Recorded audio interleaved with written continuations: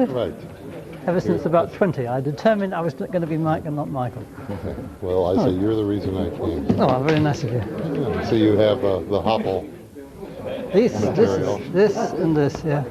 There's some interesting stuff in there. The thing about this was to have all those guys from the original committee. Yeah. You know why I didn't come to that? I was too mean to pay my fare across the Atlantic. I wanted someone to invite me and say, Mike, come along. We didn't have any money. Just as well I didn't, because it would have been pretty embarrassing. What Peter did there was okay in my absence. But if I was there, I would have quit his pitch. Wouldn't have been so good. The best thing about the ALGOL session were the fights afterward. Oh, sure. But you've got them there. One. Yes, but it was the only one where we sat on Gene Samet and said, screw the time schedule, let it go. I mean, these appendices. And the paper the Bauer brought with him. Oh, yeah.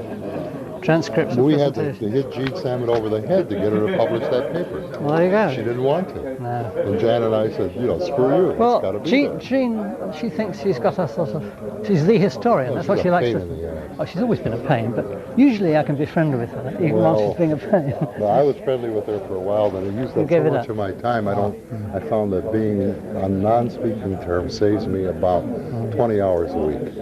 I believe you. She just can consume your life. Yeah. And just survival. Well, that's what she lives for, isn't it? Yeah, and Jean is, good at what she does. Yeah, that's right. But, I thought this was really interesting. Here you guys Good, are I hope it will doing an anniversary of... well, it was a great surprise to me, but it's Tony Sale's idea here. No, it's not a bad idea. Yeah, but I say it was great there having Bauer and Bacchus and McCarthy and Perlis. And McCarthy, yeah. Oh, John was wonderful. You know one thing? Oh, no, you'll hear it. If you don't go to sleep, I've got something to say about that historical record. Yeah, this is great.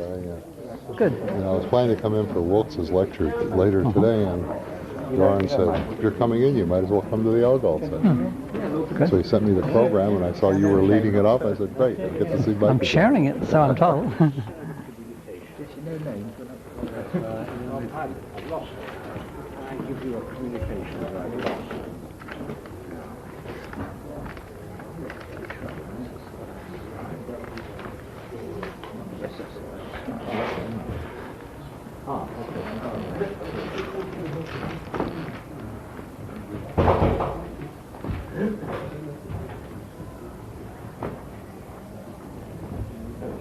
Right, well, good afternoon, ladies and gentlemen.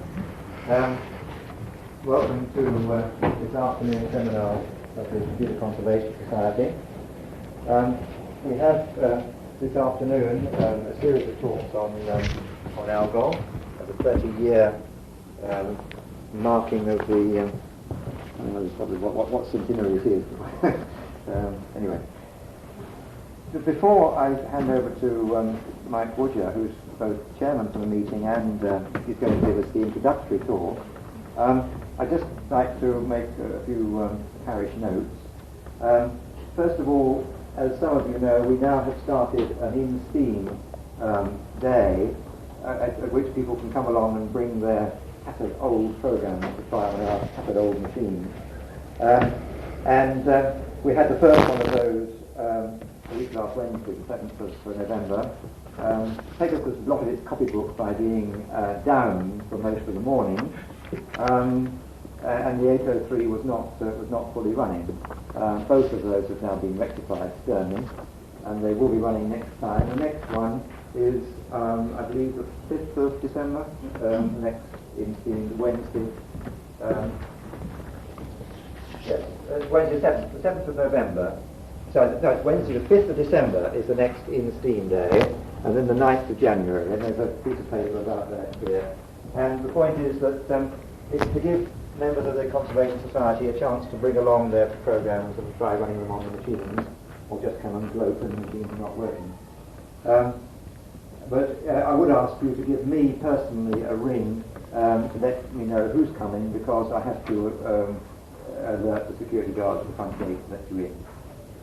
The next meeting of the next evening meeting is on the 13th of December, Thursday, when we have a software working party meeting, a working evening on emulators. and we'll have the emulators in the old canteen building, and I'll send out more notes about that in a few days' time. And then on January 24th, George Felton is giving us a talk about the Orion operating system. That's enough of all that. I'd now introduce Mike Woodger, who I'm sure you all know, but would like to give a few words about himself before starting on his introduction to ALGOL. Thank you. Well, Tony didn't say, but I gather I'm now chairman. But I introduced myself as the first speaker. Biographical notes, well, make it very brief. I was employed by the National Physical Laboratory in May 46 as Turing's first full-time assistant to help out with Wilkinson. I helped to build the Pilot Ace computer. I was sent by the British Computer Society to the ALGOL meetings, which you will hear later. And I am one of the authors of Ada, which is currently undergoing revision. I'm now retired half-time, and I work in France for ALSYS. I do not represent ALSYS UK. I represent France on the ISO meeting. And I will hope that subsequent speakers will give a few notes on themselves before they speak. I'll try and remember to ask you. First, it's nice to be here. All old faces, old friends. Just about all we've got is the old faces. So let's start. I'm going to give you a chronological introduction, or a chronological account of how ALGOL came about, ALGOL 60, stopping at the revision in 1963, and saying virtually nothing about the compilers. You'll hear from subsequent speakers about the compilers. In parallel with that, I have a few slides to show giving the membership of the various committees involved, and I will then give you my opinion, as far as I can trace the origin of the various features of ALGOL 60, where they came from. First, I should say that my own reminiscences on which I intended to base this talk were so few that I was beginning to get anxious.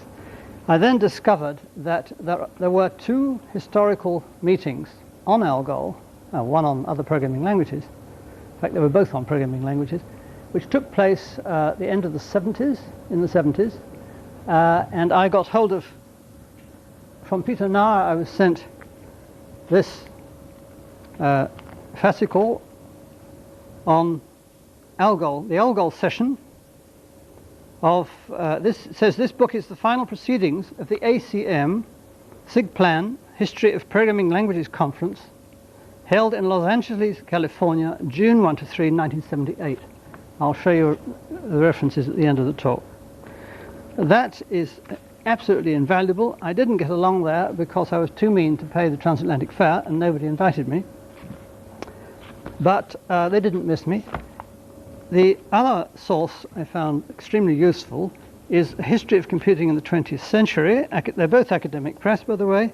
This is edited by Metropolis, Howlett, and Giancarlo Rota, and it contains edited versions of the papers presented at it's an earlier conference, International Research Conference on the History of Computing, held at Los Alamos Scientific Laboratory, 10 to 15 June 76. So that came first, and then the ACM did their thing.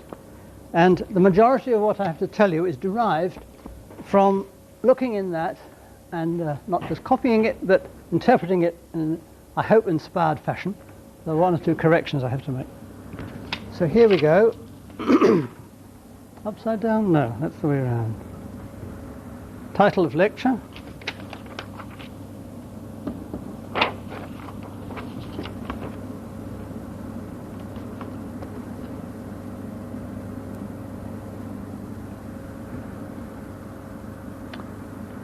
These are the chief events leading up to ALGOL.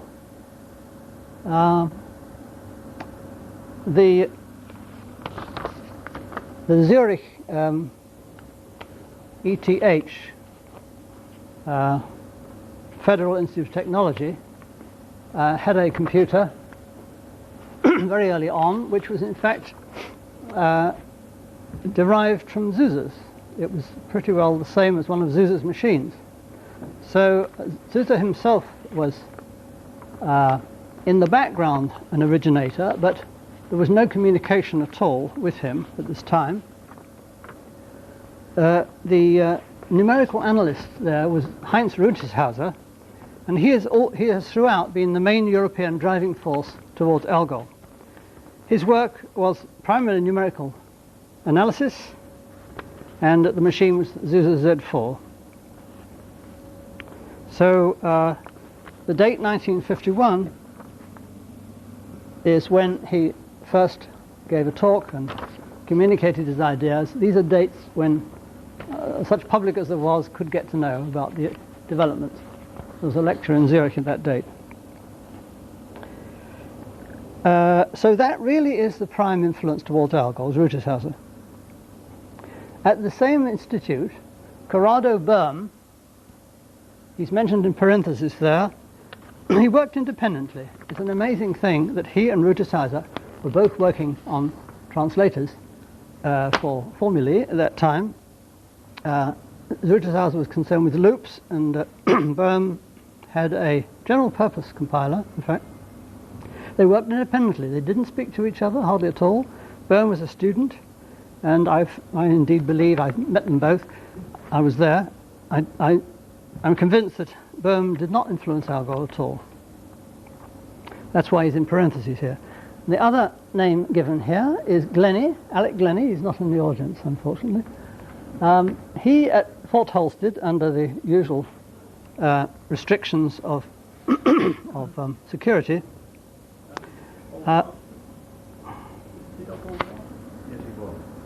this is before Aldermaston. I've checked. I knew he was Aldermaston, but everything here is being checked carefully. Well, now, he is also out of the mainstream of influence. But he did, in fact, attend a strange committee which the British Computer Society established, the Research Committee on the Standardization of Scientific Programming Notation. And that operated from October 58 until May 62. If you're worried about writing these things down, I shouldn't, because Tony has a copy of this and it'll be available. It published its conclusions in the Computer Bulletin as it went along. I took part in most of those discussions. But in fact, Glenny's autocode was the first useful compiler, period. It was on the Manchester Mark I. Now that is taking into account American developments as well. So there it was, close parenthesis, that did not influence ALGOL.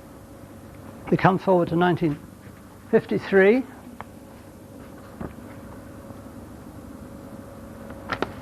Laning and Zierler on the Whirlwind computer at MIT is the next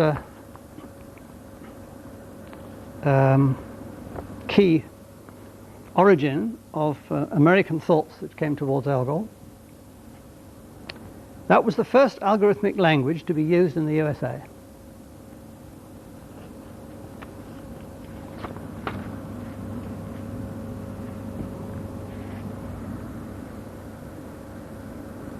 That brings us now, nothing happens between 53 and 55. The numerical analysts are working away. The Americans behaved always like enthusiastic puppies. They were trying everything in sight. They were completely uninhibited in the language they used. I fought rearguard actions of completely useless, completely ineffective rearguard actions to stop people calling commands statements, but there you go. Things like that. And everyone was trying everything. There was no thought of any cooperation between them. Why should they be alike? Vive la différence was the attitude. Now we come to the Central Europeans. Darmstadt, in October 55, was a really seminal gathering at which Americans came to, and there were some important things presented, both in numerical analysis and in computer science, as it should be called, from America as well as from Europe. And in October 55, the GAMM, the Gesellschaft für angewandte Mathematik und Mechanik, established a subcommittee on programming languages. As a result of that meeting, it was immediately afterwards decided to do that because the time seemed to be ripe.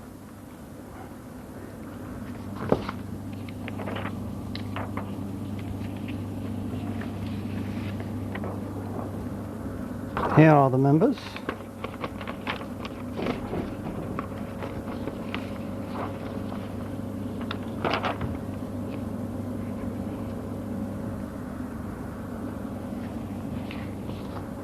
Now, Fritz Bauer of Mainz, he was elected the chair.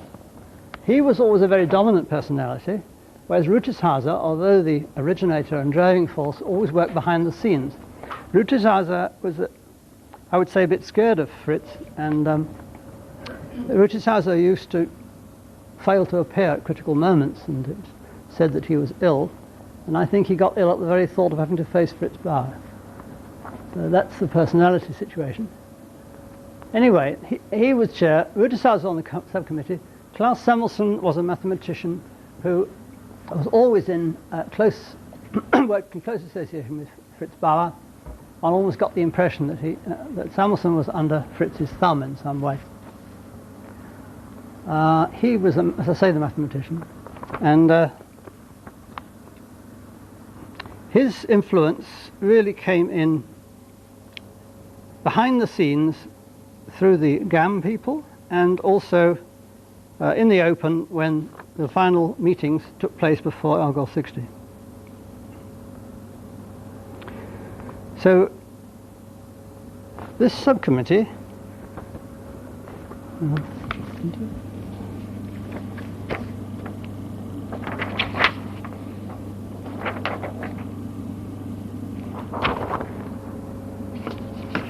okay,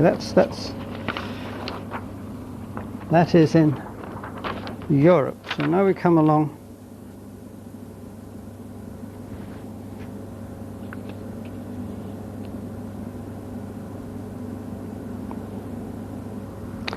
the next item here is Manchester, Brooker's Autocode. That was 56 when it was effectively in use.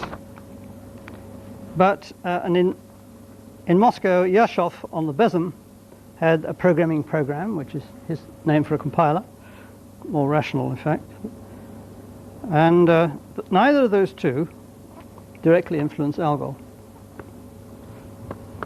Well, Yashov's obviously because the Russians were out of touch, and Brooker's Autocode, well, although I was preparing a version of Brooker's Autocode for work at NPL, it had absolutely no relevance to ALGOL. One knew about it, but nothing there influenced the ALGOL design at all. Coming on now to 1956 October, Alan Perlis, who came to be the main driving influence behind the Americans.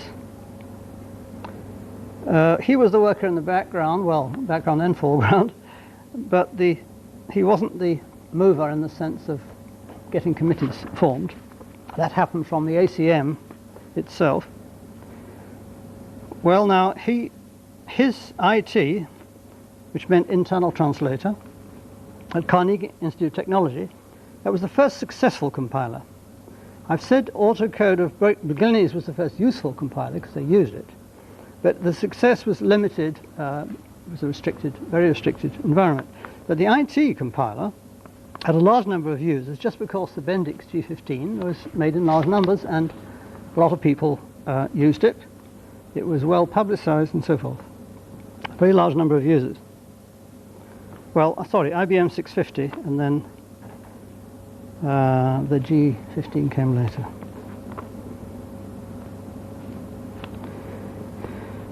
Now then, here is 1957, April.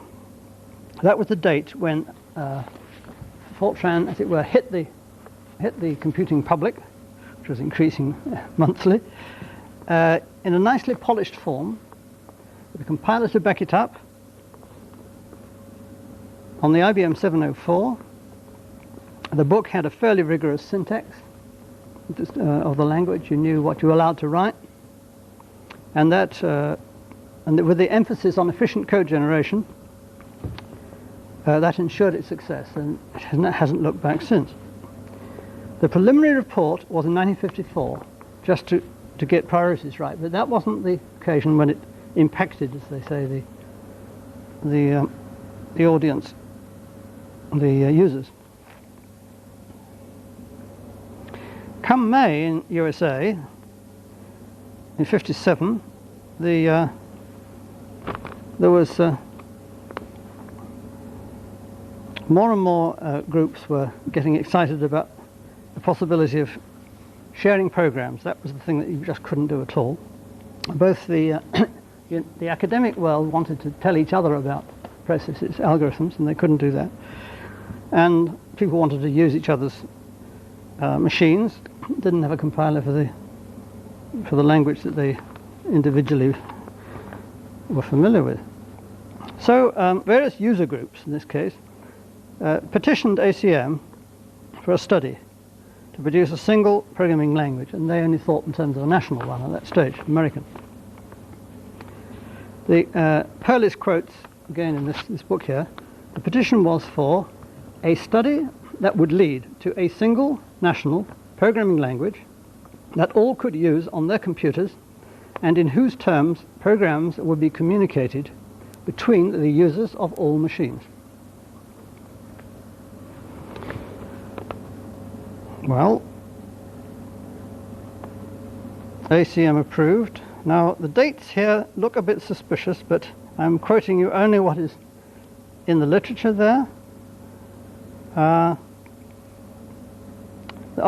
Between the petition and John W. Carl III, who was the president of ACM at the time, actually appointing a committee to specify a universal programming language, there seems a great gap. I don't know why that is. Something's wrong with the dates. But by October, Bauer and Bottenbruch from the European side visited USA, visited Carl Perlis and Saul Gorn, and discovered that they would welcome an attempt at unification worldwide. So if you like, there is the germ of an international, truly international programming language. October '57. And the same month in Lugano, the GAM design was finished. They'd decided what they wanted in the programming language. The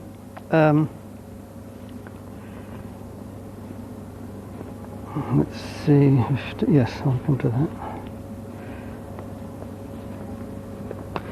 So as soon as they got back from the States, Bauer and Bottenbruch told the GAM people that the time was ripe, and so GAM sent an official letter to Carr asking for them to support a single universal programming language. And Bauer says in one of these documents here that this letter of invitation was also sent inviting cooperation to, quote, learned societies in other countries for the creation of a common algorithmic language. Perhaps someone in the audience can sort me out on this, but my impression was that that letter came to Wilkes without a signature. It might have a stamp of some sort on the bottom. He didn't know where it had come from, on whose behalf it had come, or what was he to do with it. He wasn't clear whether it was to him personally or to the British Computer Society. And sometime later, a copy came in my hand, and I remember this letter, but I'm not sure of the date. But I think that was when I was alerted to this prospect. If it was October '57, there wasn't a British Computer Society. Ah, great. Well, thank you. That's just the sort of thing we need. When was there a British Computer Society? Well, 1958. 58? Oh, the year, next year.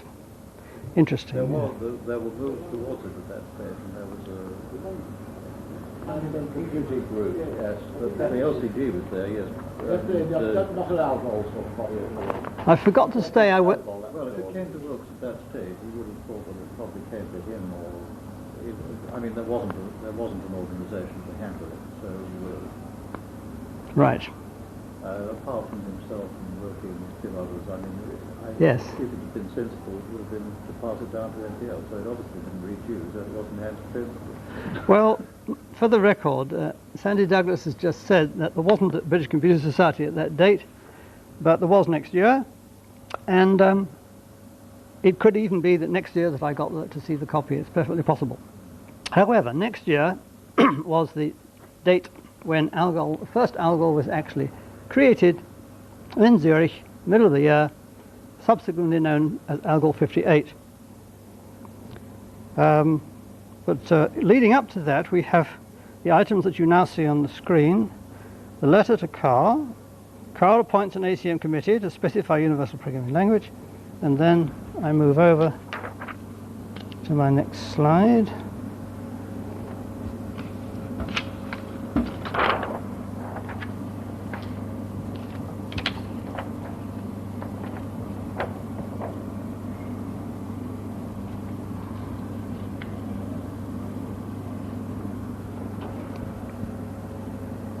Here we have the first meeting of the ad hoc ACM committee was January 58, and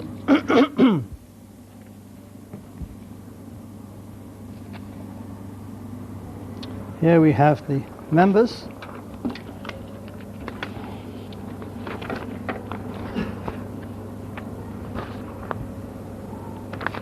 So here you can see who goes back how far. John Backus came in on this committee. Saul Gorm was on it. Harry Huskett was on it, who helped tried to make a computer NPL during his brief year there in the early 50s. Didn't, of course, succeed. Charlie Katz, Remington Wren, John McCarthy, Alan Perlis. Yes, I'm mentioning names that you may already know from later, you see. Saul Rosen. William Terensky, poor man who was killed in a car accident just before the ALGOL 60 meeting. He contributed a lot to the developments. And Joseph Wegstein, who ended up as the chairman of the ALGOL 60 committee, as I'll tell you again later. So that's the 57 ACM committee.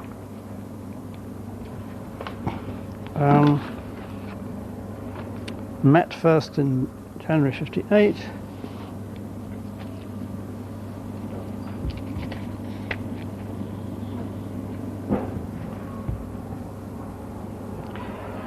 So Bauer presented the GAM proposal to the ACM group in April. That was the first time they heard of the details of the European efforts. And the ACM committee met that very month in a different place and formed a committee to draft a proposal for the international work, having heard that the GAM had already got one as essentially finished. At least they thought it was finished. And the people on that committee are here.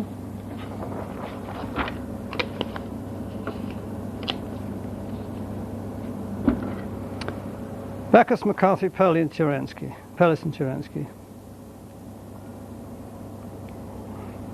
I say that's 2 years before ALGOL 60.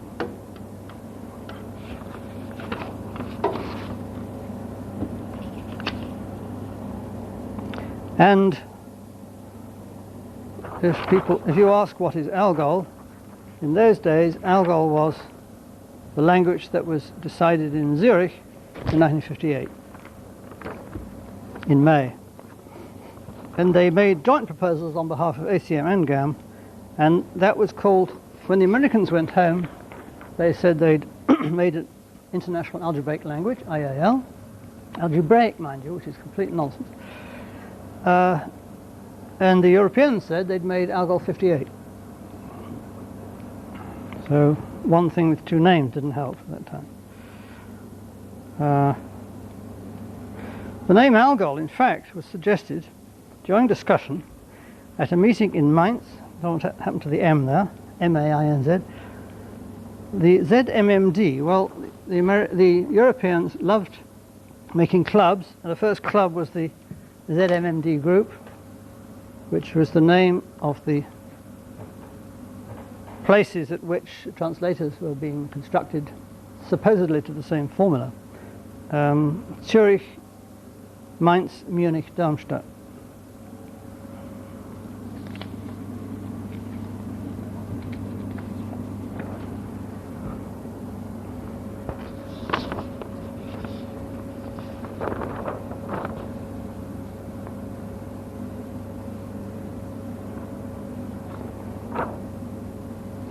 So here we have then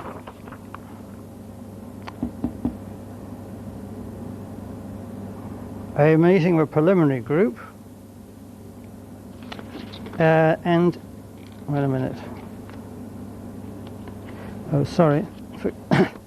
Let's just deal properly with that ALGOL 58. I've got so many slides, I'm getting overloaded. There are the people who met in Zurich. Beckers, Katz, Perlis and Wegstein from America, Bauer, Hermann Bottenbrock of Darmstadt, Rutershauser and Samuelson from GAM. I've just given the names where you've already seen their affiliations previously on another slide.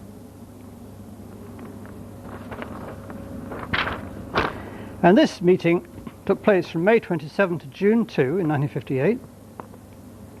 These 8 people started with the 2 proposals, one from each side, then they worked towards agreement. There's an excellent account of what it was like and how they abandoned their differences and so forth in the 2 historical references which I'll give you if you want to look it up.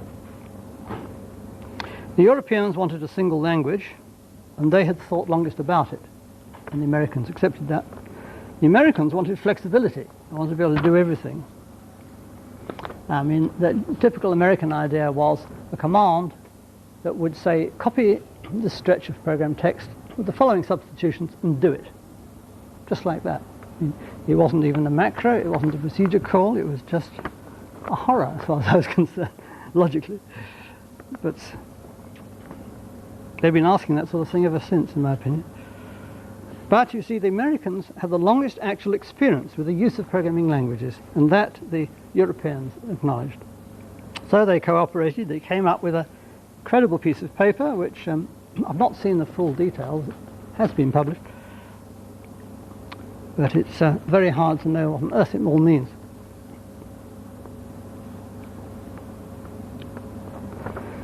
In Europe, towards the end of '58, the ALGOL group was formed.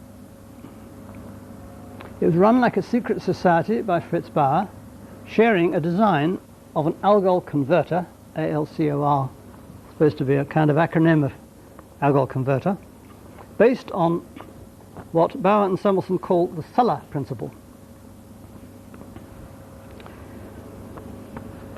This ZMMD group, I don't think I've got a slide of the members, or have I?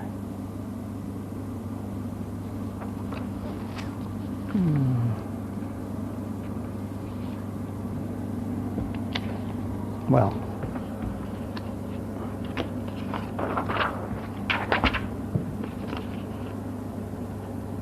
there was, at the end of the year,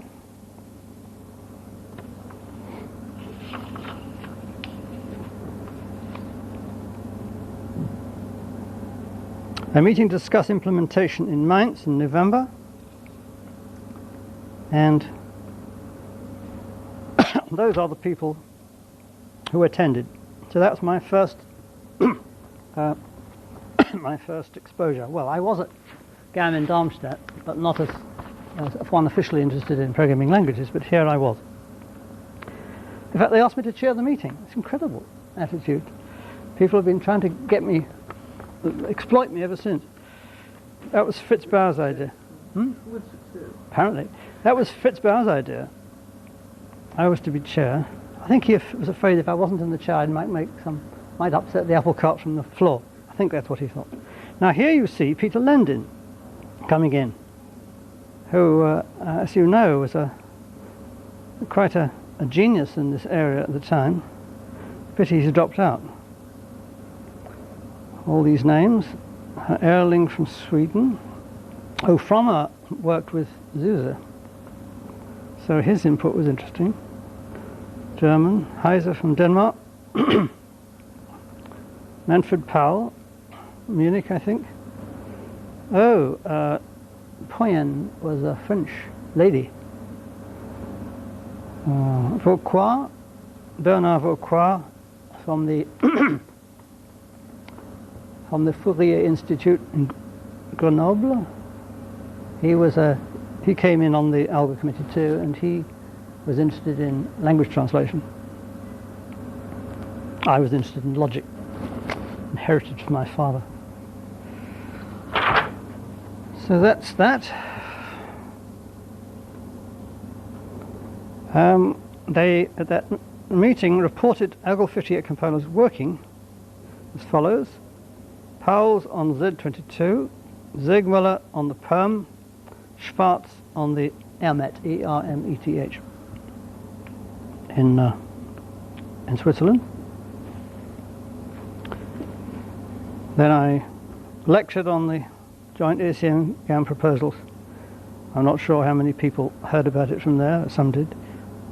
And it was published the very same month in the Communications for the ACM. That's where most people came across it.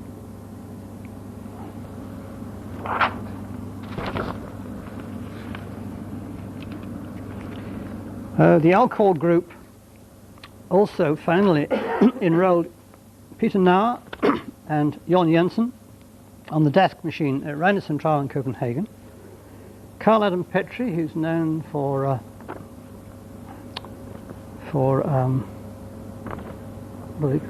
Petrinets. Couldn't think what they were called. Petrinets, yes. He apparently was enrolled for his work on the ER6 at University of Bonn. The My Luftil group in Vienna, Zemanek and Kudilka, were enrolled in the ALGOL group. Albert Grau on the Oracle at Oak Ridge, National Laboratory in Tennessee. Schappert on the 650 in Darmstadt, Heiser on the Siemens 2002 in Munich, Zegmüller on the Perm in Munich, Schwarz on the ERMET, as I said. We're coming up to our climax.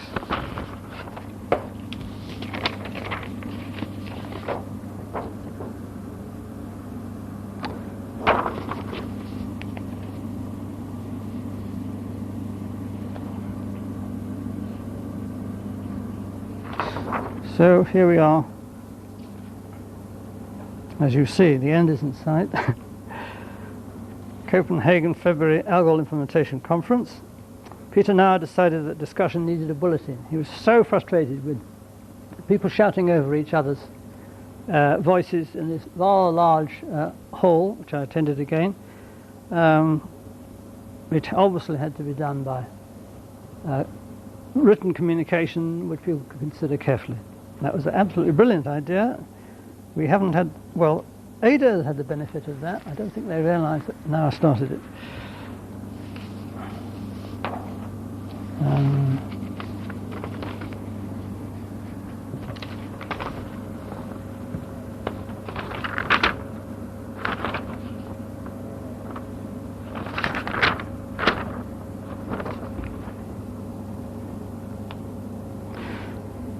There's no need to bore you. You can read as well as I can speak.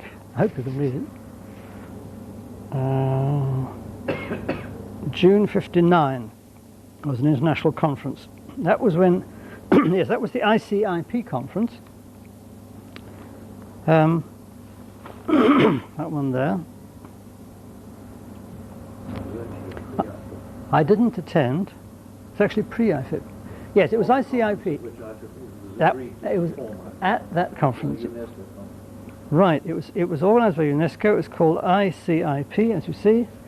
Backus presented a paper on the syntax and semantics of ALGOL, of the IAL rather, which they called it in America. And that, of course, was the form of the syntax was used by Peter Nauer, but a great deal more legible than it was in Backus. And moreover, he didn't describe the semantics, although he hoped he was going to sometime. Strachey attacked ALGOL, which was very good for ALGOL. He sat on a table swinging his legs in front of a vast audience, said how wrong it was. And a subcommittee was formed at that meeting. Well, the ALGOL enthusiasts got together, you could say, and they decided there was going to be a conference early 1960, and there should be discussion up to November deadline. That's how it would be arranged. And that's how it happened. So in November, last submissions had been discussed in ALGOL Bulletin, European ALGOL Conference preparatory meeting organised by GAM, elected 7 for the final conference, and I was elected along with 6 others.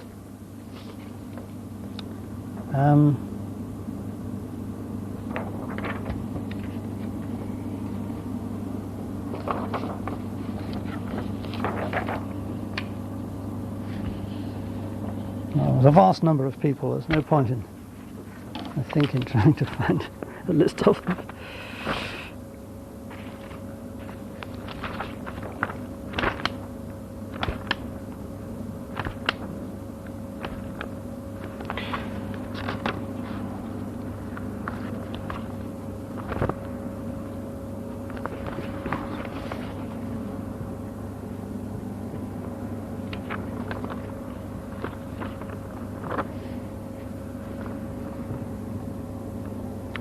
Well, it was that, let's see.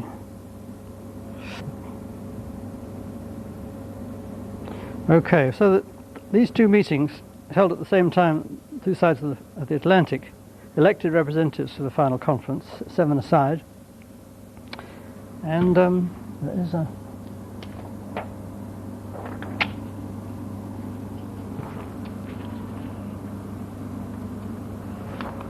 There's a slide here of people who were at that meeting.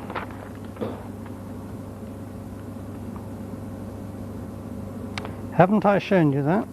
I probably have. Sorry? You haven't had that. Thank you. Don't know why I should be struggling, but there you are.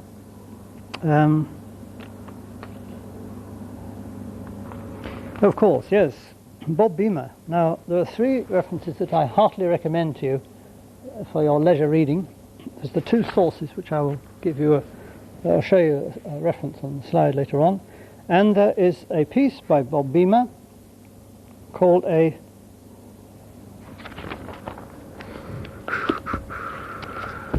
one that Al Perlis took inspiration from when he wrote his piece here. And he quotes it at the end.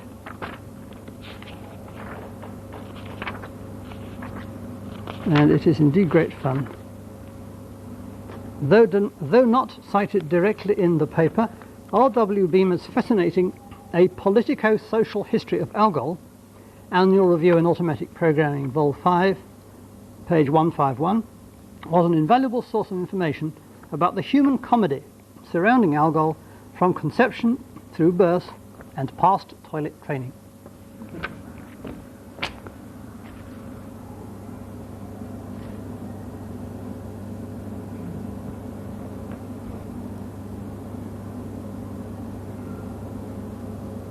Julian Green of IBM had many, he was prolific in ideas to bring forward to the international meeting. Not a lot of them came through.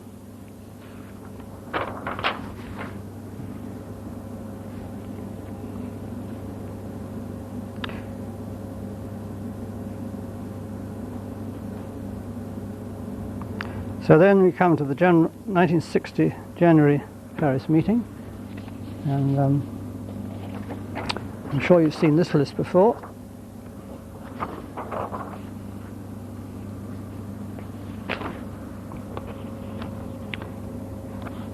Contrary to Perlish's published statement in that history, the meeting was held in the Hotel St. James in Albany, Rue Saint-Honore, and not Hotel de Londres.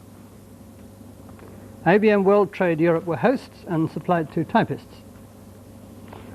Peter now has given exhaustive detail in the paper that I referenced, and my original notes on the meeting are here in the Science Museum Library, filed under Temp Class Mark Archives, NPL M11. In the account, Peter now describes me as secretary of the meeting.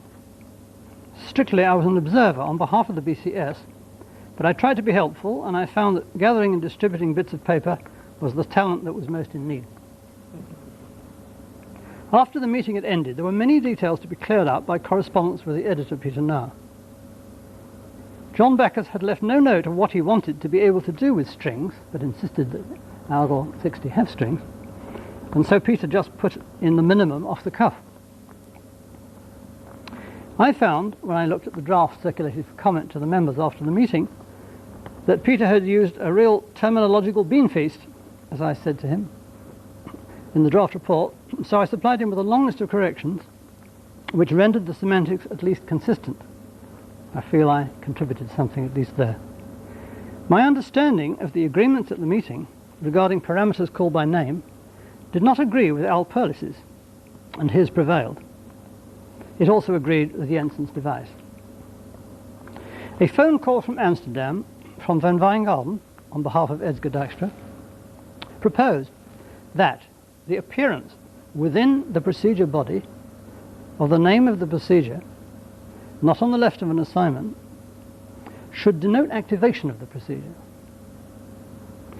This re-established recursion, which had been proposed by McCarthy but voted down in committee.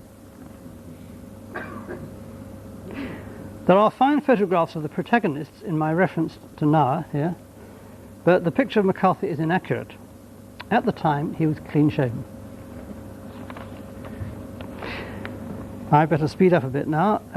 1961 April, Brighton College of Technology.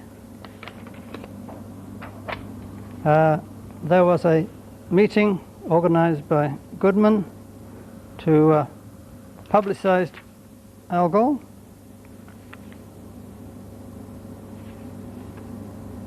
Where are we? There's the Brighton conference. Well, in August, Dijkstra and Zonneveld had a translator already. April 61 in Brighton, there was a programming school organised by Richard Goodman for the Automatic Programming Information Centre. I gave a survey of the main features of ALGOL 60, and the notable thing is that the audience, when they were disputing points on the language, I kept telling them, look in the book, look in the book. And they never expected to be able to resolve an argument by actually looking in the book. So that was new for them. Well then, Working Group 2.1 and ALGOL was formed in March in Rome. This is the revised ALGOL 60 coming along. Most of the disagreements there of greatest significance, like the side effects of procedures, could not be resolved because the two sides were completely at loggerheads. So we only revised the easy bits. That's why it's such a tame revision. I gathered the detailed agreements together, and they were published in the CSEM, together with Peter Nauer's incorporation of these into the body of the revised report. And then we had, so that was in Rome, revised ALGOL 60. I can show you the people who were there. It was a rather strange group. Oh, Kogon representing Backus. What's the good of that? R.E. Antman, secretary. TC2 was there. Peter Landin, sort of assisting Wegstein. No, sorry, he was there. I was there. Van der Poel was there as chair of 2.1. Now, just quickly, I'd better give you my rundown of the, since I'm running over my own chairman's shared time. I've traced, as far as the documents will allow me, the origins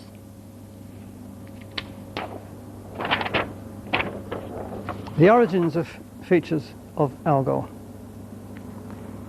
And who used individual statements and loops first is lost in the mist of obscurity. I mean, everybody knew about them, so there's no point in mentioning it. But these can be traced to Zuse's lecture to Gamme on the plan calcul. Nobody else heard about it. He himself says that it fell like a lump of lead. Essentially, nobody took any notice. But the fact that he's lectured to them on these things means they were surely in their minds. Look, he's got procedures as parameters. Sorry, procedures and parameters, beg your pardon. Subscriptive variables, compound statements, condition, but not with the else. 51 Zurich Gutisizer, iteration of loops controlled by an index variable. Corrado Böhm in his compiler had operator precedence, But and he could deal with parentheses, but not both together in one formula. Glennie dealt with repetitive statements, 52.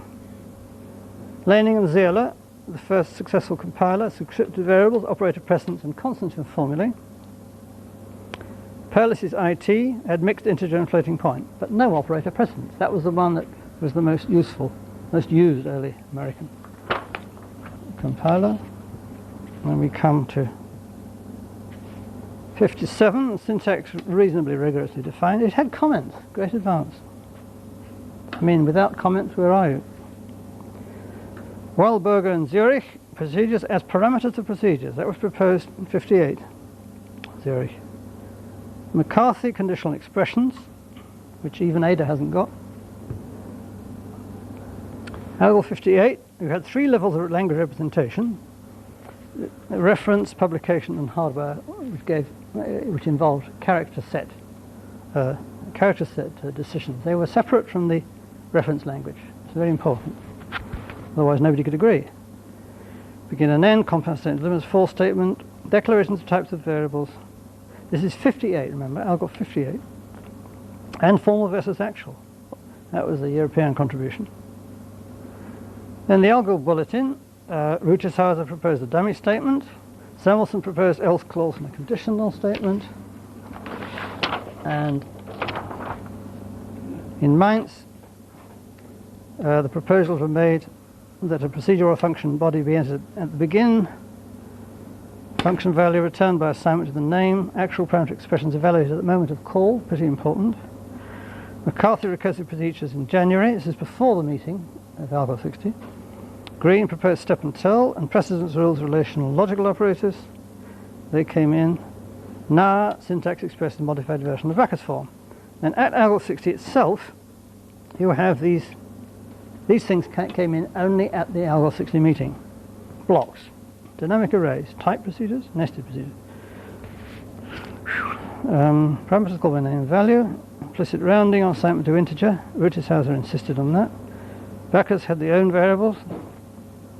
And there's these two things about procedures we decided essentially after the meeting, in fact, but in January.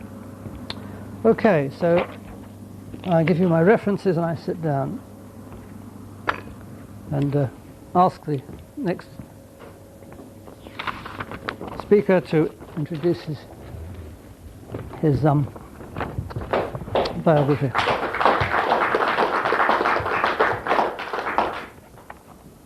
Sorry to delay you. David Hill, to speak on the ISO standard. And clear the decks for you. You want to stand this side, please? Right. It's suggested.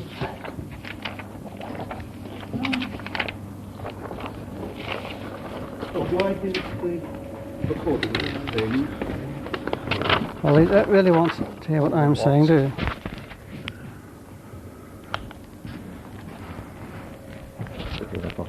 Any pocket.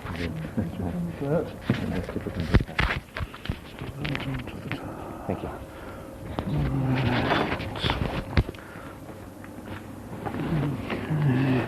Well, I'm David Hill. I wasn't concerned in any of this early history that Mike Wood has been talking about. I'm initially a statistician by training, took my degree in statistics, and I had a job with the Ministry of Supply for a few years, in the days where there was a Ministry of Supply before the Macmillan government abolished it. But when it got abolished, I moved to the Medical Research Council, and with whom I've been ever since. It was while I was with the Medical Research Council, in the early days there, that I was sent to a programming course in Mercury Autocode, and that was my first programming language on the Ferranti Mercury machine. When the London Mercury was being replaced by the Atlas, there was a Mercury Autocode compiler on the Atlas, and many people were switching to that, but a friend of mine suggested trying out ALGOL, and that was my first introduction to it. For the first fortnight or so of using it, I didn't like it compared with Mercury Autocode, But after that first fortnight, it suddenly hit me and has been with me ever since. I still think in ALGOL, even though I haven't got a compiler available anymore for it. A few years later, with a change of machines, I had to switch to Fortran, which was a horrible step back into the prehistorical world. But for a number of years using Fortran, I was all the time thinking, wouldn't it be nice to be using ALGOL, but wondering, is this just pink spectacles? Was it really as good as my memory says it was? Then eventually, many years later, we got a DEC 20 machine with Richard de Morgan's ALGOL compiler on it, and I thought, let's try ALGOL again and see if it's really as good as my memory says it was, and it was. And nowadays I'm mainly using Pascal, but I regard it as poor stuff compared with ALGOL. In many ways a very big step backwards. As about the time of the revised report that IFIP Working Group 2.1 took over running ALGOL, and at about the same time ISO, the International Standardization Organization, wanted to think about standardizing programming languages, and in particular wanted to look at ALGOL, Fortran and COBOL.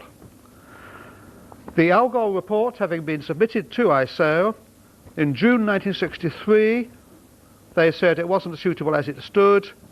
They wanted a subset, they wanted some input-output to go with it, and they wanted graphics, by which they meant a standardized hardware representation of the language rather than graphics as we would now understand it.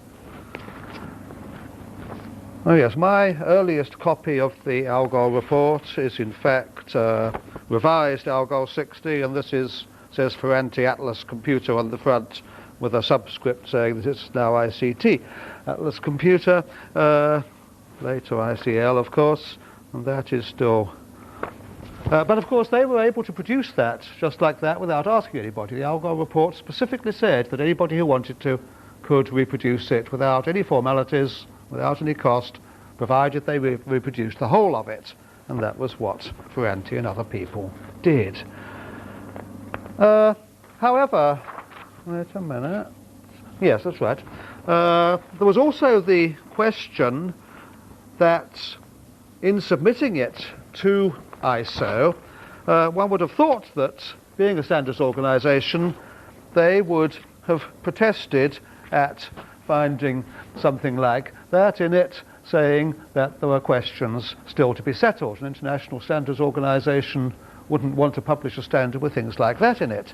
But in fact, at that time, they don't seem to have made a fuss about that. They merely asked about these other things. And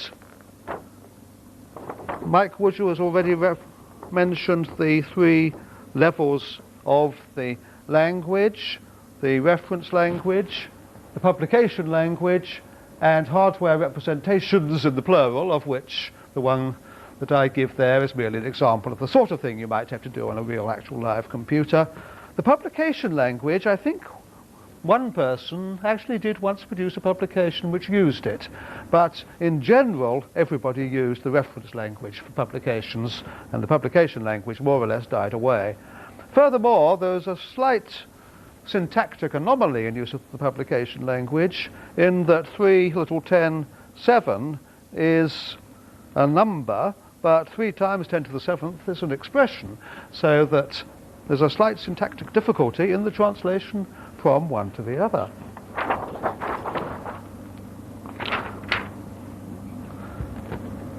By the autumn of 1965, in fact, 3 subsets have been produced, and 2 proposals for input-output, a very simplified one by the committee itself, and the other one by an American committee under Donald Knuth, sometimes known as Knuthput. Now, the Knuthput people give a list of ALGOL implementations they've looked at for their input-output. Unfortunately, one that isn't included in their list is the Atlas implementation, whose input-output was based on Mercury Autocode and was very much nicer, I think, than any of the others, and they hadn't looked at that one. Anyway, these various subsets, input-output proposals and so on, were all put together, and a document was produced, draft ISO recommendation number 1538, programming language ALGOL. They decided not to do them, at least for the time being, as standards, because there was still argument going on about whether there should be one standard language rather than standards for various languages, so they made them ISO recommendations instead, but ISO recommendations don't exist nowadays. Anyway, this was apparently an agreed document between IFIP and ISO, and it went ahead to be reproduced. And that was April 1967, the drafting of that was complete. And already before the end of 1967, there were mutterings that it seemed to have entered a peculiar state of limbo. If only they'd known, it was March 1972 before anything more was heard. And in March 1972, this thing appeared. ISO recommendation R1538, programming language ALGOL, and it was an absolute disaster. It was full of errors, changes that had been made without consultation, and a price put on it such that nobody would want to buy it. This thing was £12.50, which I think would be a little expensive even nowadays. In 1972, £12.50 for that was so appalling that there's no wonder that they didn't sell any. At the same time, though, they did Fortran and COBOL, and the COBOL one, of course, was 10 times as big and 10 times as expensive. And ISO burnt their fingers on it very badly in having printed it and not being able to sell any, because anybody could reproduce these things who wanted to anyway without having to buy the international standard. Oh yes, it had taken all that time, but it was said that it had been produced under ISO's accelerated procedures.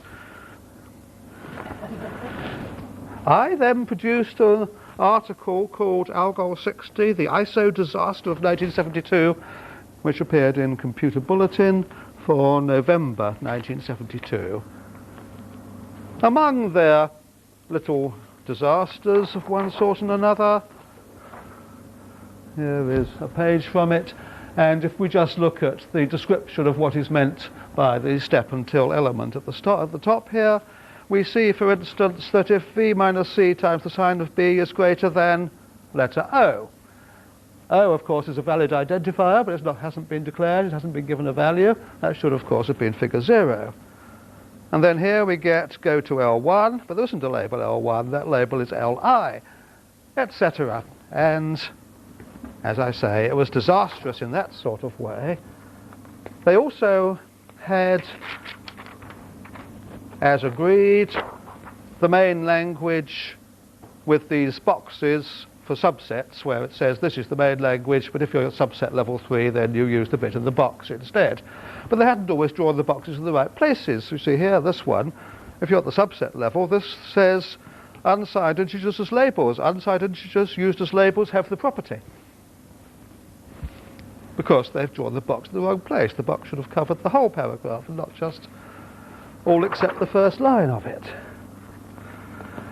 There had also been deliberate changes introduced, such as, for example, in the original, a specificator is defined as a string, a label, or a value, and a specifier is defined as that other set of things.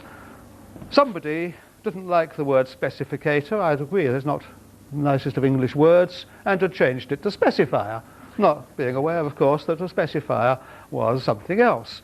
If he'd taken the trouble to change the index as well, he'd probably have discovered it, but it's still specificator in the index, while it's specifier elsewhere. Things of that sort. And then, of course, also in the revised report, we find a famous paragraph which says that. And the reason for that was that in taking a paragraph out, they didn't want to change references to later paragraphs. They wanted to keep the numbers of the later paragraphs, so they changed it to that.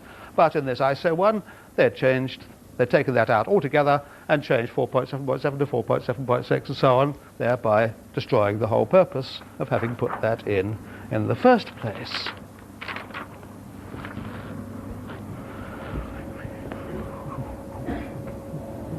Oh, the other thing they had done was to leave out altogether that bit.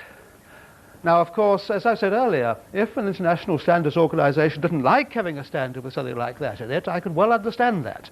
But to have agreed a draft which had that in, and then when it came to it, to leave it out, without any discussion, and without anything to say what were the answers to these questions, well, you can imagine what we think of that.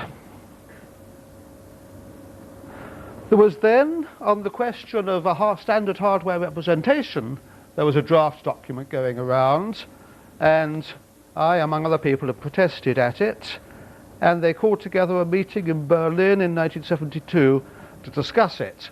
One of the things that I particularly remember about the early draft that was going around was that they wanted to use the letter E instead of the little 10, subscript 10 symbol, as in Fortran. But of course, E5, for instance, is a valid identifier in ALGOL, whereas little 10.5 is also valid in ALGOL and has an entirely different meaning, so that would not do. Anyway, they called a meeting in Berlin in 1972, which I attended as the British representative, and a German representative also turned up, plus 2 officials from the ISO organisation, and that was it.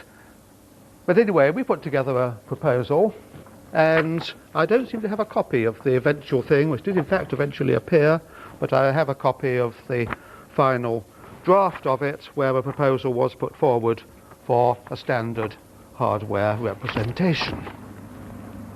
Unfortunately, after having put forward that proposal, where only 2 people had attended the meeting, there were then comments, etc., from other people who hadn't been there, didn't know what had been traded for what, etc., and making various compromises and so on, and some of it was rather difficult to get through. The particular thing I remember that caused a lot of argument was whether inside a string a space should be represented by an actual space or by some visible character to represent a space.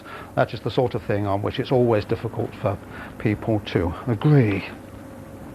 Meanwhile, the IFIP working group, WG 2.1, have been going ahead with further discussions on what should replace ALGOL 60 as their latest bright ideas, and they were discussing things called ALGOL X and ALGOL Y, of which one definition was that ALGOL X was things that the chairman understood and ALGOL Y was things that he didn't.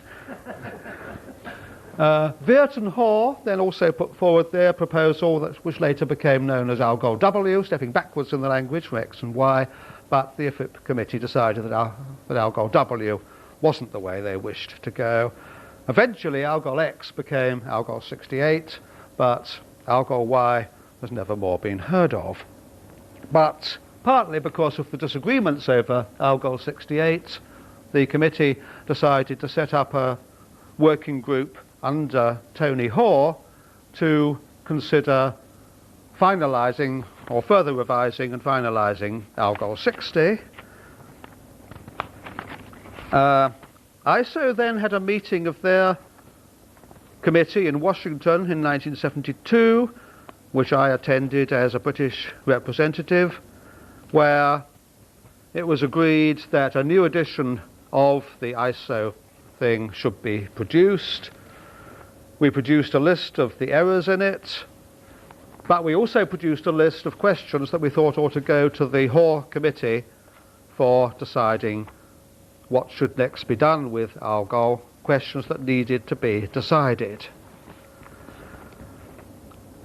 Having got back to this country, Tony Hoare then contacted me and asked if I'd be a member of the committee, so that I had to think about answering the questions that I've been making a list of. He also recruited Richard de Morgan and Brian Witchman to the committee, but Tony Hoare himself then went off abroad and gave up the chairmanship of it. But the other 3 of us got together without ever deciding which of us was chairman, went through the thing in detail and put forward some proposals. Meanwhile, in 1972, the Japanese had produced an ALGOL 60 standard, looking like that. That is the standard, and a separate volume for input-output.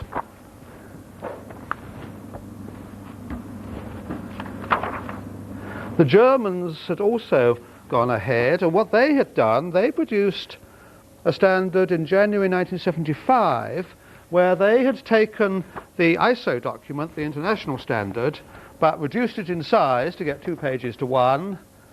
They corrected nearly all the errors and put it out in English.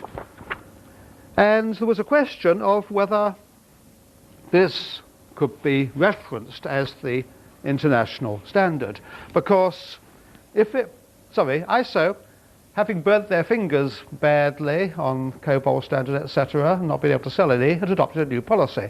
And they said that where a programming language existed in a suitably standardized form elsewhere, they would do their standards simply by a single piece of paper that referenced the other document, which is what they've done with later editions of Fortran and COBOL. Could they reference this?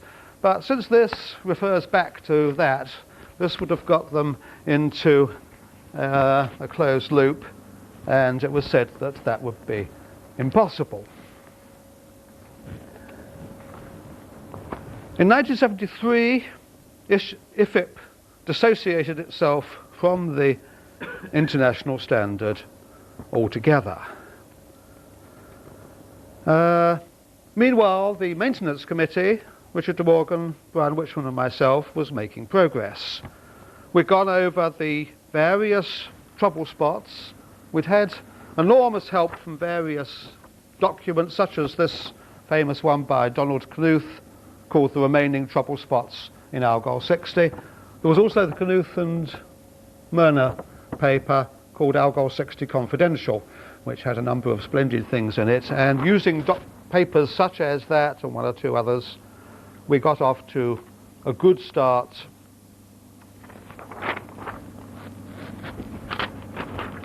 Ah yes, as Donald Knuth said at the end of one of those papers, the author has tried to indicate every known blemish, and he hopes that nobody will ever scrutinise any of his own writings as meticulously as he and others have examined the ALGOL report. And as Fraser Duncan said, it's only because ALGOL is so good that it's fun to be looking out for the errors in it. It wasn't even fun doing it with the Fortran standard at that time. And the committee had a go, see what it could do, and it found in the 1662 Book of Common Prayer preface, we found exactly what we were trying to do, with a few dots here and there where it refers to the church in particular. For as on the one side, common experience showeth that where a change has been made of things advisedly established, no evident necessity so requiring, sundry inconveniences have thereupon ensued, and those many times more and greater than the evils that were intended to be remedied by such change. So on the other side, the particular forms, being things in their own nature indifferent and alterable, and so acknowledged, it is but reasonable that upon weighty and important considerations, according to the various exigency of times and occasions, such changes and alterations should be made therein, as to those that are in place of authority should from time to time seem either necessary or expedient. There's more of it yet.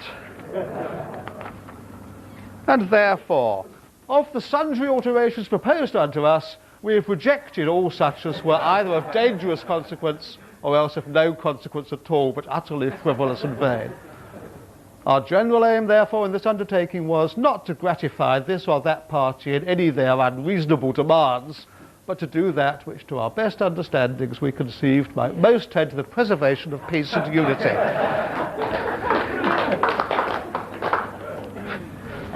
My daughter at that time wanted taking to church regularly every Sunday, and I used to read the preface to the Book of Common Prayer as something to do as part of enjoying the service. But then, of course, there were the difficulties that had arisen of one sort and another in interpreting ALGOL. For instance, it said that else simple arithmetic expression meant the same thing as else if true then simple arithmetic expression. Not true, that needs another else after it, and then you're into a closed loop. Minor things of that sort that needed putting right. And then the famous one that ALGOL made the mistake, and so many other people's proposals for this, that, and the other language made the same mistakes, since it said, in describing the meaning of that it would look at it B1. If that was true, it would do S1. Otherwise, it would look at B2. And if that was true, it would do S2. Otherwise, it would do S3. But whichever of the three was done, S1, S2, or S3, the next thing to be done was S4. Not true. If it's in that context, the next thing to be done is not S4, unless it's the last time around the loop. And as I say, other languages since have fallen into exactly that same trap. So there were various things of that sort we had to put right. Then we had the 5 questions yet to be settled. How am I doing for time? It's getting on a bit, isn't it? For instance, side effects of functions. Are they allowable or are they not? Or what effects do they have? So we decided that functions with side effects were much too valuable to lose. They could be misused, but it was the programmer's responsibility not to misuse them. We weren't prepared to let them go. But things such as that, for instance, if read is a function with the side effect of reading in the next number, moving on the input channel, it's defined in the report that the divide is done before the plus, but in which order those 3 reads are evaluated is not defined. And so you can get all sorts of different answers according to the order in which you evaluate those 3 reads. Things of that sort needed to be settled, but in trying to preserve peace and unity, we didn't want to upset any existing compilers to any degree more than we could possibly help. If we'd been starting from scratch, there were many decisions we would have taken differently, but we were trying not to upset people. There was also something which said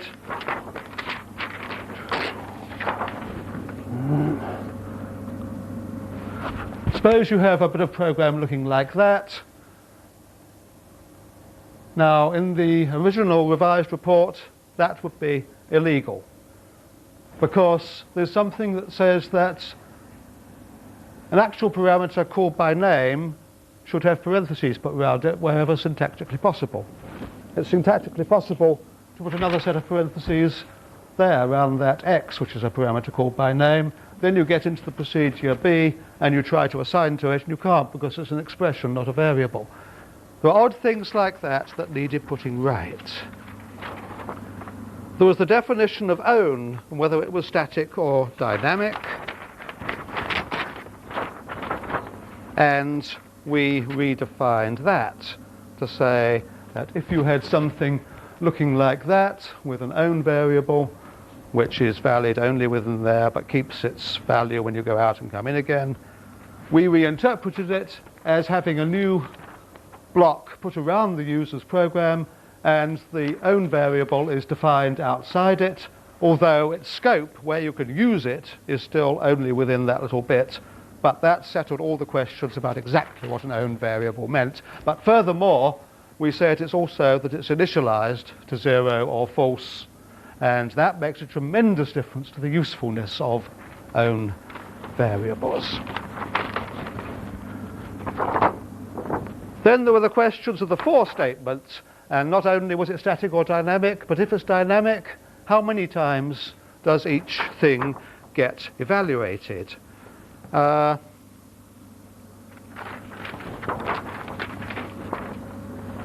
Some people used to like doing things like that, where they're going around a loop reading in successive values into an array. Now, this was illegal in one sense, in that the controlled variable becomes undefined after the loop. But what becomes undefined here? Is it merely the last one that you used? Or is it the whole array? Or what? And do you evaluate I once, twice, or 3 times around the loop? Each of those interpretations was possible from the report. In that particular case, we decided the only thing to do was to say that you cannot use a subscripted variable as the loop control variable, which meant you'd have to rewrite that as something of that sort instead to get the same effect. But at least it was now definite what it did do. Sorry? now that would have been on your side? On my side? Which was my side? I'm not sure. Not having a prescriptive error. Ah, yes, I see. Well, we decided it was the only conclusion we could come to in view of what already existed in different compilers. But then we get things like this, you see. We're doing for j becomes one step, h calling j until 100 do, where h is a procedure with a side effect. What's going to be the first value printed out there?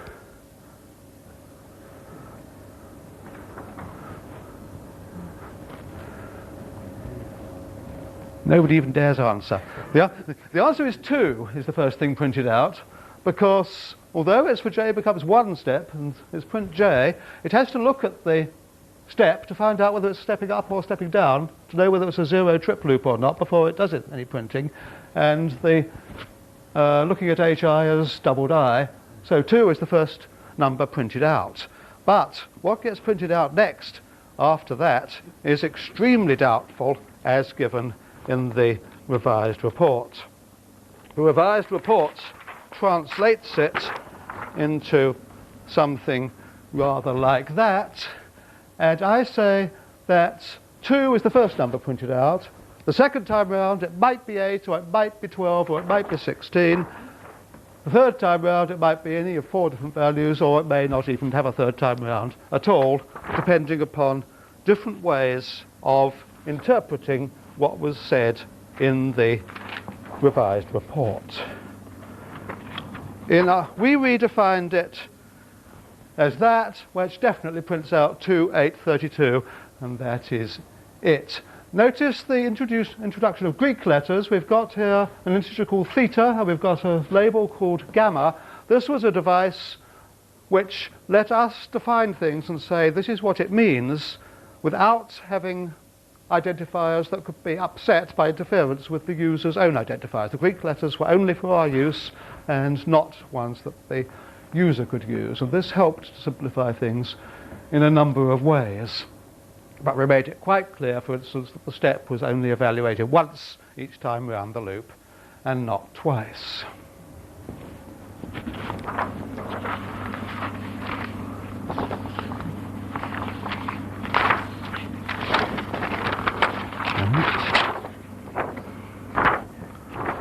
Anyway, we put in those various modifications which we hope settled all the remaining points. This went to the IFIP working group. Oh, the other thing we did was to take out Knuthput. We said elementary input-output only. Knuthput, I think, to quote Prince Charles's words about a proposed extension to the National Gallery, was a monstrous carbuncle on the face of a well-loved friend and should never have been allowed. So we said elementary I/O only. We then got into a bit of trouble with public comment. For instance, on our redefinition of what was meant by step until, we had a comment from somebody, and this was the one bad mistake we made, because we got it right in the first place. The comment pointed out a particularly tricky case and said he didn't like what it did in this case, and we changed it to please him. And only after publication, of course, did we discover that we'd made it wrong in more obvious cases. Well, they're all tricky ones, but it was now wrong in the more obvious cases rather than the less obvious ones. Anyway, this was finally agreed by Working Group 2.1 in Munich in 1971 and was published in Computer Journal, first of all as a document called a supplement to the ALGOL 60 revised report, and the following issue, the new version of the report itself. I had wanted to call it ALGOL 60.1, but I think it was Van Weingarten who particularly disliked that, and it became called the modified report instead. And we found a bit more from the Book of Common Prayer to put at the beginning of it, that if any man who should desire a more particular account of the several alterations should take the pains to compare the present book with the former, we doubt not but the reason of the change may easily appear. That is an absolutely splendid quotation, I think.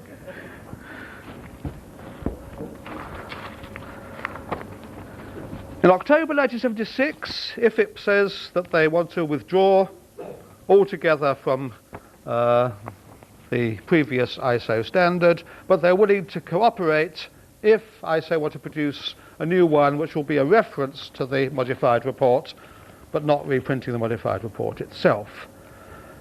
In November 1979, there was a meeting in Turin of the ISO committee where ISO agreed to this. And in 1980, I see that I was writing that further progress, however, appeared to be unlikely. It looked as though it had all fallen by the wayside. Nevertheless, 1981, the Dutch produced a standard of the modified report in a suitable form that ISO could have done the thing by reference to that if they wished to. There was also a Russian version of it produced with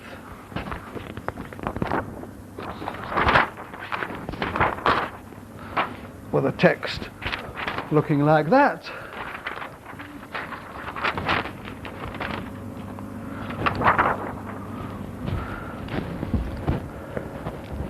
There were then strange rumblings arose in ISO that they decided not to reference it but to reprint it.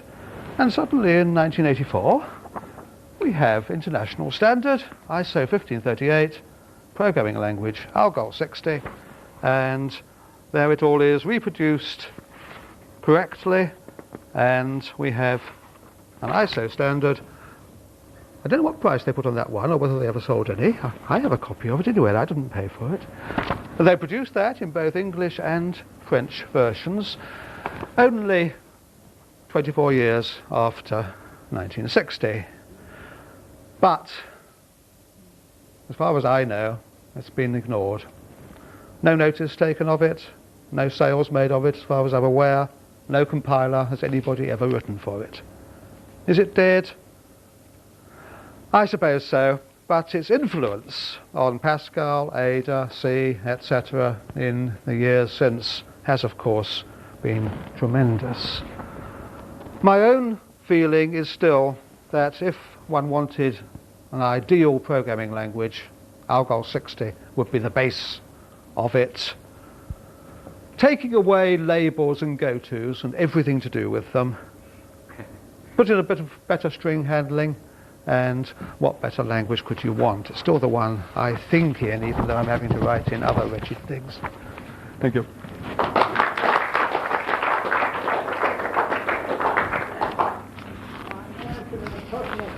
David, saving 10 minutes of the lost time which I created, and I'm now playing on the taking my ALGOL implementation after 2 words of instruction.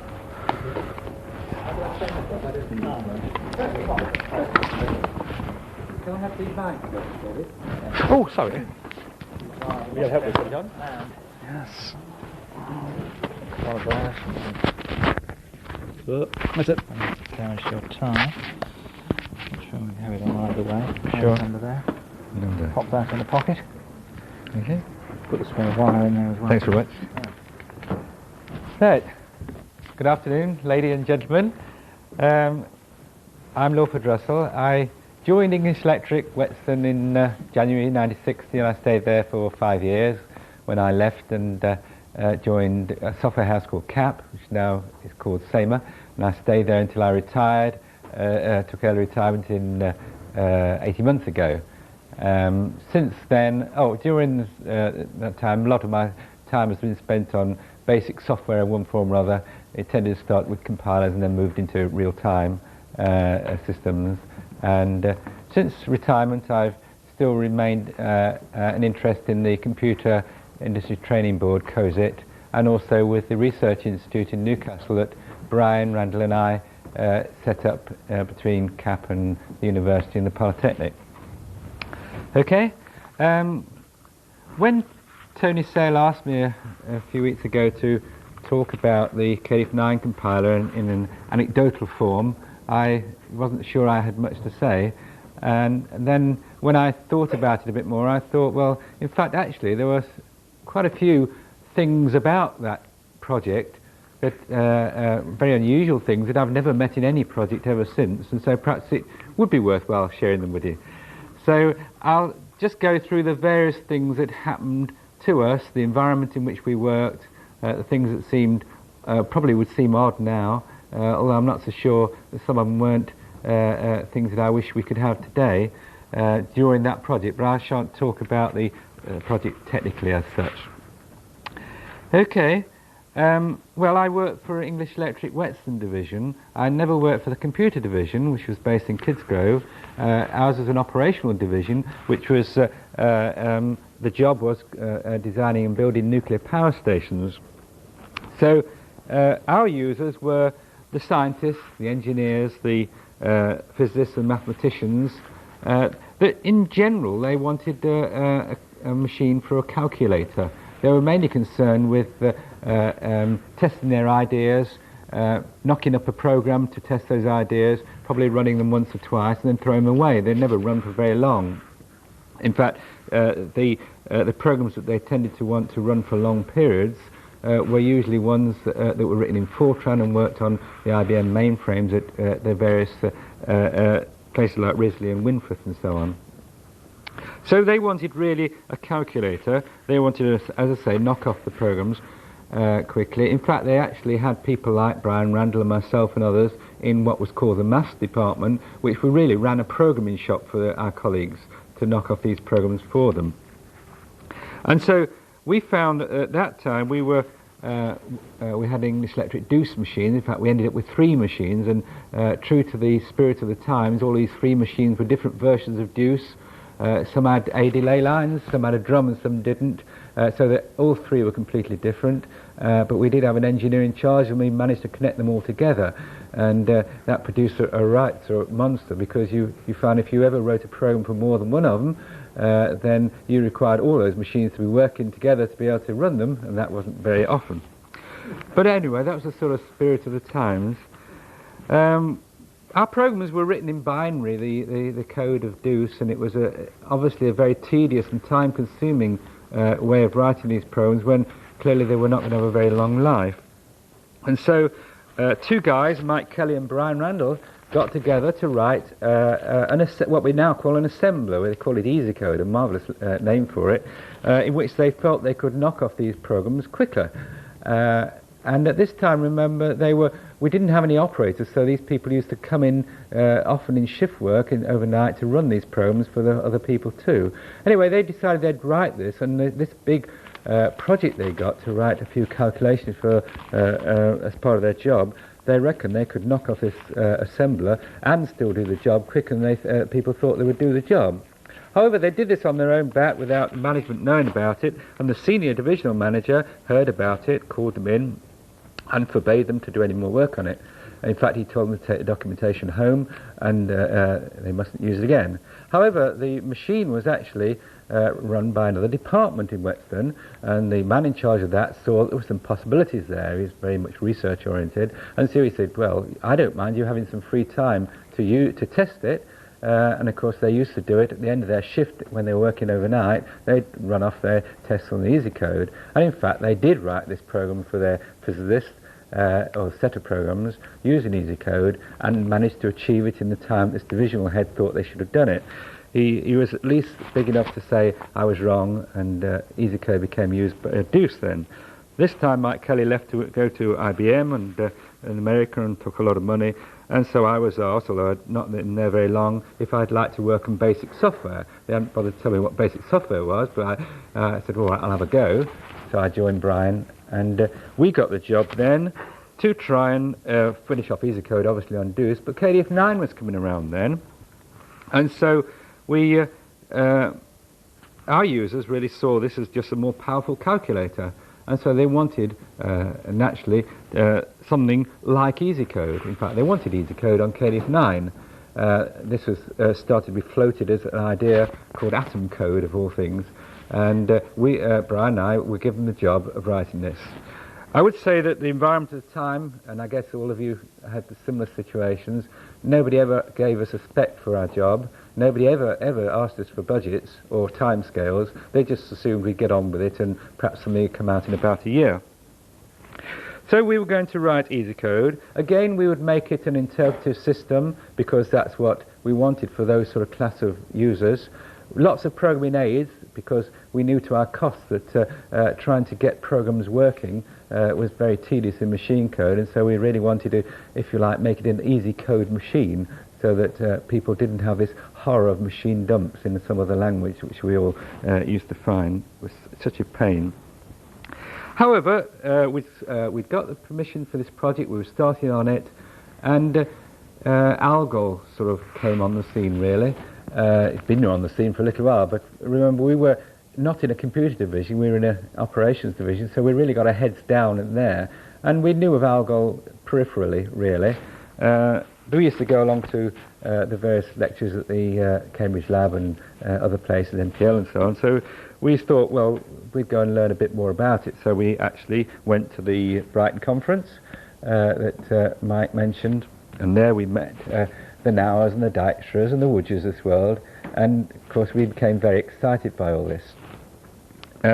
It was going to be a tremendous challenge. Brian, being the extrovert you all know he is, thought that was more of a challenge, and we could obviously do it. I was much more doubtful because I was certainly not so sure I could live up to it. Remember, we'd already got a project started and agreed. Our management and users had never heard of ALGOL. And ALGOL looked so formidable, all these nasty things in there which we weren't sure how we could actually implement. So there was no teaching documentation, only the reference manual, of course. And remember that we'd come on it very new, and so all these things that we know about now and you could look into and think about, we had really appreciated the complications of this. So what do we do? I was all for sort of creeping away and getting on with atom code.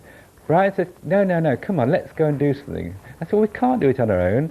Well, let's go and talk to these guys, they're approachable. So we went to see Edgar Dijkstra and the platform and introduced ourselves and said, you know, we'd like to do ALGOL, could you help us?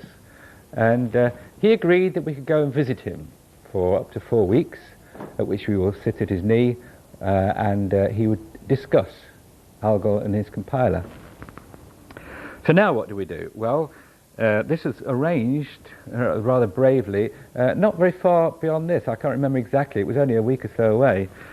So what do we have to do? Well, we had to swat up on ALGOL because here was this world expert. We couldn't go along there and let him think we really didn't understand what he was saying, so we had to do that. We had to convince our own management that ALGOL was better than atom code, and you must understand there was no formal risk analysis undertaken at this time. I don't think people had heard of risk analysis. And then we had to get permission to visit Edgar. Our manager said, well, of course you can go if I can go too. So Brian said, well, you realise he's an expert in ALGOL and you better at least have read the reference manual. So he said, well, he would. He went for the first day and decided it was going to get in too deep for him, so he gave up then. When he went, Edgar said, your boss seems to take a very peripheral interest in your activities, doesn't he? So we visited the Mathematische Centrum and Edgar.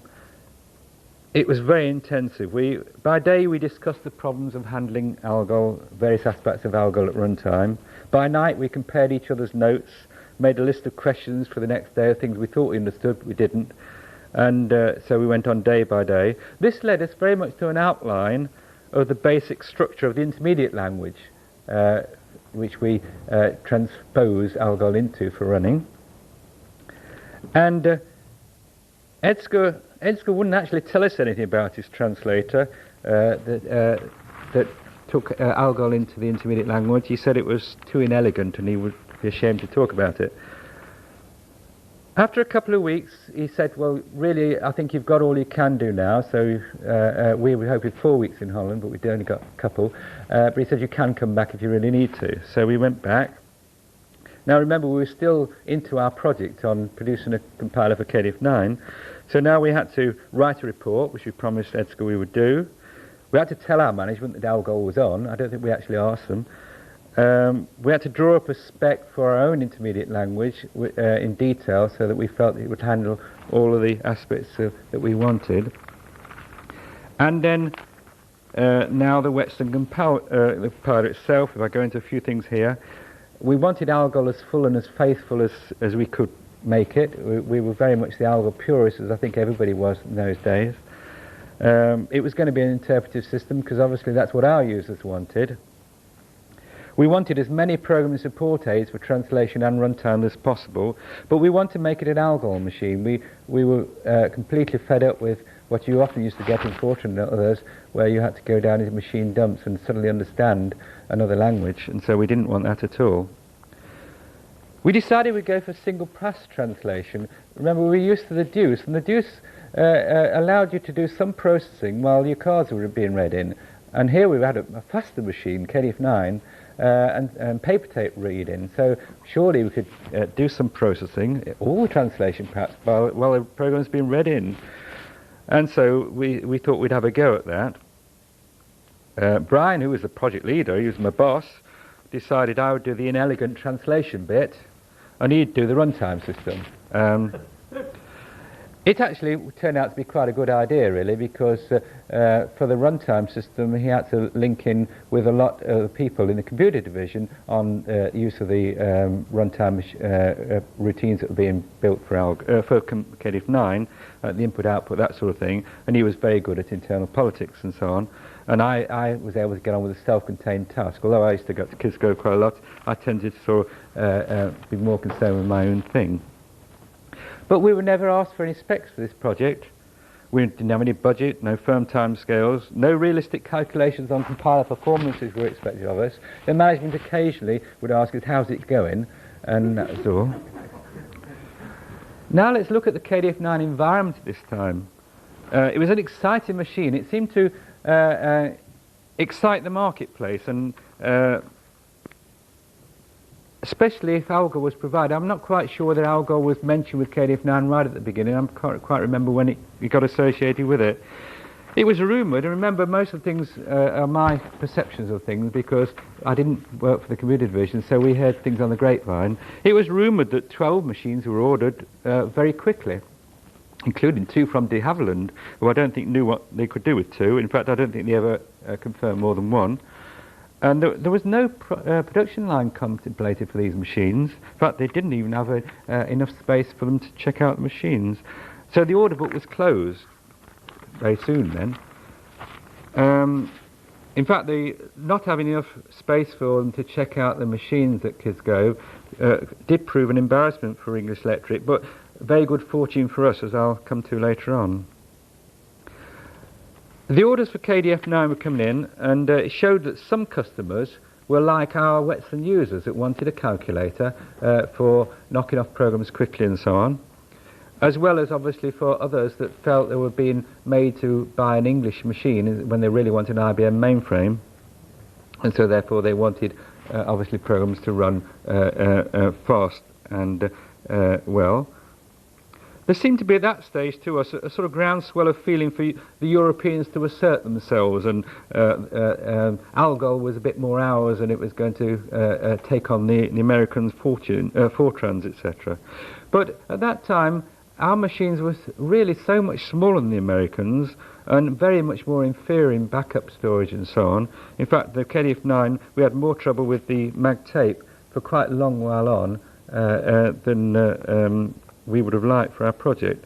In fact, it was rumoured at that time that KDF9 could be sold with a minimum storage, I think it was about 8K, and only paper tape in and out, no backup storage at all. Although I don't know whether anybody actually, I think there was an orders placed for something like that, but I don't think it ever actually went. In fact, it was rumoured also that I think for one case English Electric threw in a mag tape just to get round it. By then the computer division, KISGO, was suggesting 2 ALGOL compilers to meet these diverse needs, and so we were asked if we would agree to allow our compiler to be sold to other customers. This was a sort of informal approach to Whetstone. Brian and I were keen, and so I think we helped to persuade the management at Whetstone it wouldn't hold things up and we would still look after their interests too. So I don't think it had any visible effect on the project. In fact, to my knowledge, I don't think there was any shift of budgets, if there was a budget, from one to the other. But we did work for Whetstone, not KISGO, and I think this showed a few times too. I think to things that have embarrassed us since, we were very much like academics, you know, and more purists than perhaps being too practical. But I think the thing we hoped to get out of it was sort of dangled for us. Perhaps we might have better priority on the machine eventually for testing our compiler if we did that. So the product was advertised by the English Electric via Kidsgrove, but it was under Western control. In Kidsgrove then at this time, they were obviously going to put together a non-interpretive compiler to meet this other set of users. Fraser Duncan, who I've only heard today, unfortunately sadly died a year ago, was heavily involved in the IFIP ALGOL, and he was influencing ALGOL's introduction in English Electric Kidsgrove, and his team was supposed to be doing this ALGOL into machine code. I think they, again, informally decided to turn it into a better, more challenging job and would do an optimizing compiler. I think they persuaded their management it wasn't any more difficult. And they were using the Whetstone compiler very much as a sort of backup in case they had delays, so there was something coming out. In fact, Brian and I would go up to Kidsgrove when we were in the testing stage, and they say, we had a customer coming in tomorrow, could you demonstrate something? And so we'd lay on something for them. On the Whetstone Kidsgrove liaison, again, it was very informal. Our two teams decided that we were going to have complete compatibility for users, so that if people wrote something on the Whetstone compiler, it should give the same sort of results on the Kidsgrove compiler if they ever changed and went through the optimizer. This obviously caused a tremendous amount of problems for two very different types of implementations, and in fact, Brian spent a lot more of his time on doing this than I think at Whetstone, and I was able to get on with my sort of self-contained task of translation. In fact, at the time, or some time afterwards, we were rather proud that IBM sort of pinched our idea of a twin checkout and optimizing compiler for their PL1, but maybe they all arrived at it from a different source. So the whole thread at this time was very much for a craft-oriented environment. It runs through our experience at this time, with craftsmen determined to create beautiful and practical things, and management trusting them rather than sort of keeping on top of them, I think. Back to KDF9 now. KDF9 the machine, or rather the virtual machine. We were well into compiler design. We hadn't seen the machine. There was no clear idea of the detailed set of instructions, the user code instructions. Times of instructions were vague. Side effects of instructions were not clear, how registers were left set and so on. We had varying amounts of numbers of how many and what manipulative instructions on the nesting store would be. We even thought at one time of using the nesting store of the machine for our stacks, but gave it up because we couldn't really get things beyond 4 deep out again. Brian and I went on the first user code training course to try and find out a bit more of this, but we knew more than the lecturer, and he didn't appreciate some of the problems either, so we didn't really get very far then. But you must realise that some of what I'm saying may seem unfair to people at Kidsgrove, but we were not from Kidsgrove, and so we weren't on circulation lists because we were not actually part of the computer division. So we didn't actually get things. We usually found things mostly from the grapevine, really, and we weren't given up-to-date information in that sense. Coming to desk checking, we had no machine, of course, not a lot of information about it, so we had to do desk checking, lots and lots of it, okay? And we produced our flow diagrams, our logic flow diagrams, and we just desk checked these between us. Brian and I became very good and fiendish at devising examples to really check out the weaknesses of each other's part.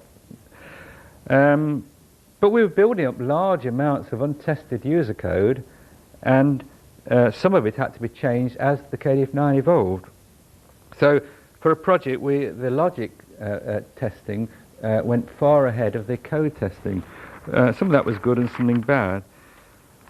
One thing I remember now is how robust our intermediate language was, and how the early work had paid off.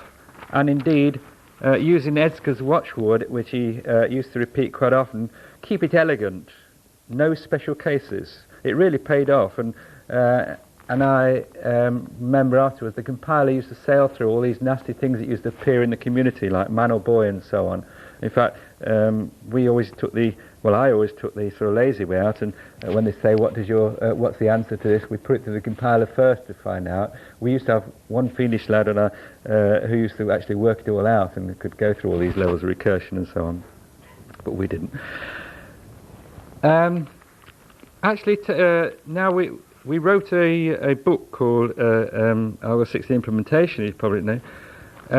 That was all happened at the same time. We wrote the report on our trip to Edska's Mathematische Centrum, and this went all around the world because I think Edska said anybody else wanted to come and visit him, he sent them the report. And we kept getting calls for expanding it, but this was about a 30-page sort of A3 or A4 report, and we thought it couldn't go any further than that. However, some of the people approached Mike to convince us that they should write a book on ALGOL 16 implementation, and there was a mark in it would be published. And Brian and I felt that in the end it looked as though we would be appearing lazy if we didn't actually do it.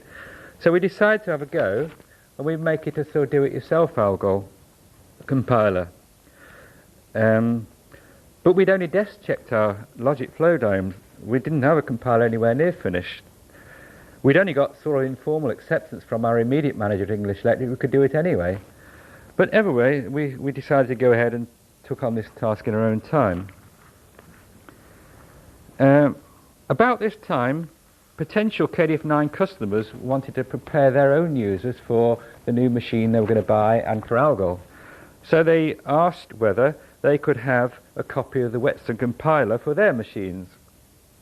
Kisgrove Marketing, as such, I don't think there was an actual marketing department, but people who looked after that sort of thing thought they were enthusiastic. Brian and I liked the idea of the challenge, so we thought we'd have a go. But the compiler wasn't finished. In fact, we hadn't had access to the machine at this time. But our flow diagrams were only meant for inter-project use.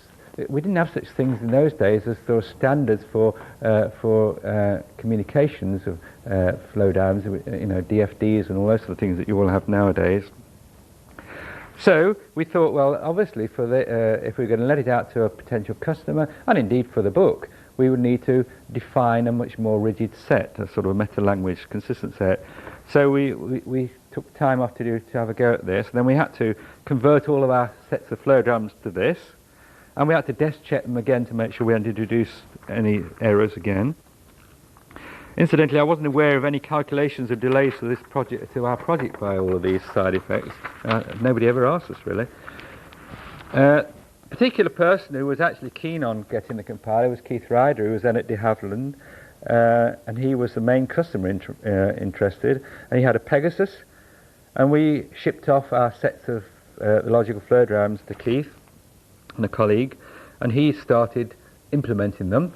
As we, in our desk checking, found problems, we sent off mods to him, and he said he ignored those until he had problems with or a snag, in which case he looked through the set of mods and usually there was something there that he can introduce, and so he went ahead. I think we sort of kept ahead of Keith at that stage, but I think probably it's the first example of the copy of the compiler being ready before the original. However, this exercise did increase our confidence in making the logical flow diagrams available for the book before the compiler was finished, because there was a limit with the publisher to how radically you could alter Gallier proofs. So back to English Electric and the KDF9 and no production line for the machines. Machines shipped out to customer site to complete final checkout. Mostly this worked all right, but there were problems with one at Birmingham University. It wasn't a good machine to start with, and there was it started to get, I think, into almost litigation to reluctance to accept the machine. But the machine was then working, although nobody was using them. It was completely unused.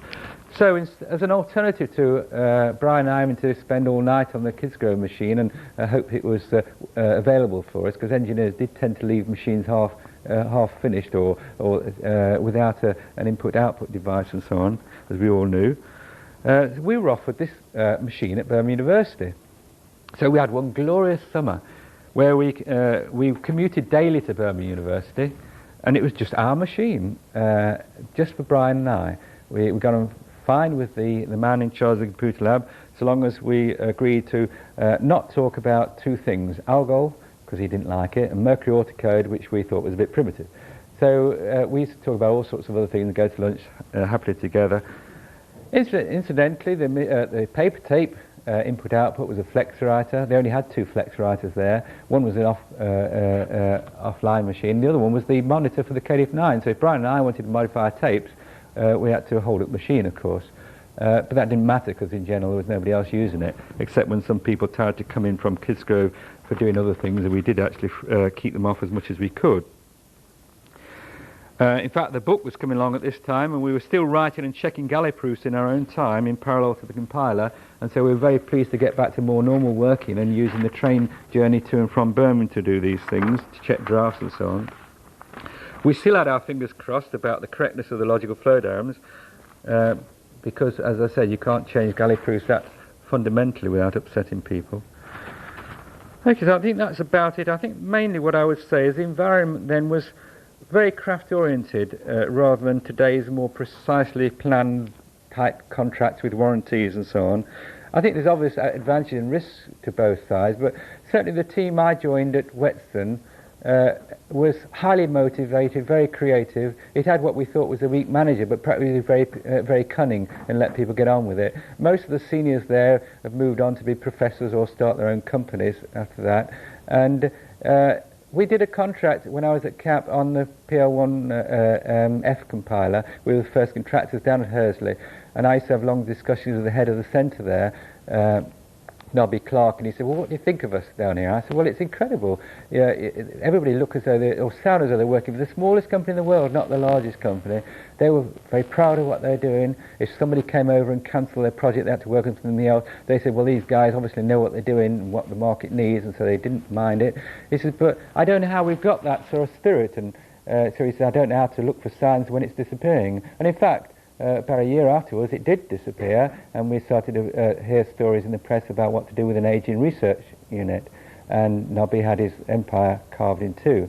So it is difficult because you can't control such a motivation, but when you've got it, it really does make the place hum, and I was very proud to work with the other guys at Whetstone at that time. I think that's about it, Mike. Thank you. Well done, Marcus. Congratulations.